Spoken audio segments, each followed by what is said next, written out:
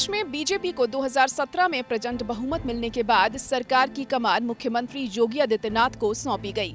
किसानों की कर्ज माफी के बड़े संकल्प को पूरा करने के साथ शासन की शुरुआत करने वाली योगी के लिए कार्यकाल के दौरान चुनौतियां आती रहीं। केंद्र सरकार द्वारा लाए गए कृषि कानूनों के खिलाफ दिल्ली बॉर्डर पर जो आंदोलन खड़ा हुआ, उसे पश्चिमी उत्तर प्रदेश से प्रदेश के अन्य हिस्सों में लाने के लिए कांग्रेस, सपा और आरएलडी सहित अन्य छोटे छोटे दलों ने भी मंच सजाए रखा।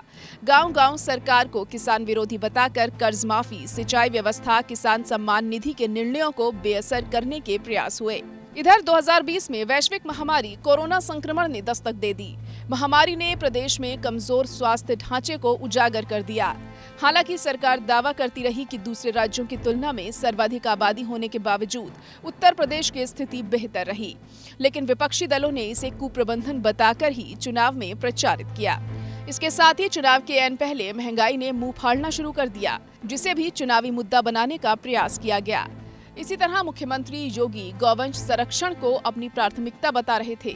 सरकार बनते ही अवैध बूचड़खाने बंद कराए, लेकिन ग्रामीण क्षेत्रों में बेसहारा पशुओं की समस्या को विरोधी दलों ने ग्रामीण अंचल की सबसे बड़ी समस्या बताते हुए सरकार को किसान विरोधी करार दिया। अगर यूपी में बीजेपी की सरकार बनती है तो 1985 के बाद 37 सालों में ये पहली बार होगा कि कोई पार्टी लगातार दूसरे कार्यकाल के लिए वापसी करेगी। वहीं चुनावी नतीजों के बाद बीजेपी नेतृत्व अगर योगी आदित्यनाथ को ही मुख्यमंत्री बनाने का फैसला करता है तो वह बीजेपी के ऐसे पहले नेता हो जाएंगे जो लगातार दूसरी बार मुख्यमंत्री बनेंगे। साथ ही सूबे में एक 5 साल का कार्यकाल पूरा करने के बाद लगातार दूसरी बार सीएम पद की शपथ लेने वाले भी पहले व्यक्ति बन जाएंगे। यूपी में अभी तक कोई भी सीएम सत्ता में रहते हुए लगातार दूसरी बार सीएम नहीं बन सका। आपको ये भी बता दें कि उत्तर प्रदेश में 1.5 दशक से जो भी नेता सीएम बना है वो विधानसभा के बजाय विधान परिषद का सदस्य रहा है। मायावती से लेकर अखिलेश यादव और योगी आदित्यनाथ तक सभी मुख्यमंत्री विधान परिषद के सदस्य रहे हैं।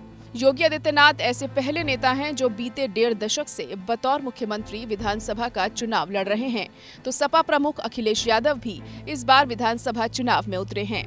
संयोग ये भी है कि योगी विधानसभा का पहला चुनाव लड़ रहे हैं।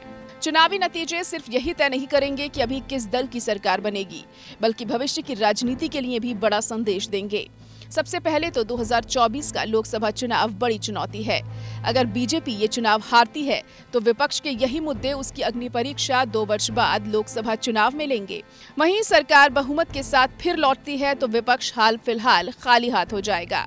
अगले चुनाव के लिए उसे नए सिरे से बीजेपी के खिलाफ मुद्दों की तलाश करनी होगी। उन पर सरकार के खिलाफ जन जन का विश्वास जीतने के लिए पसीना बहाना पड़ेगा। उधर उत्तराखंड में नतीजों से पहले कांग्रेस ने अपनी कमर कस ली है। दरअसल कांग्रेस को उत्तराखंड में डर है कि उसके विधायकों की खरीद फरोख्त हो सकती है।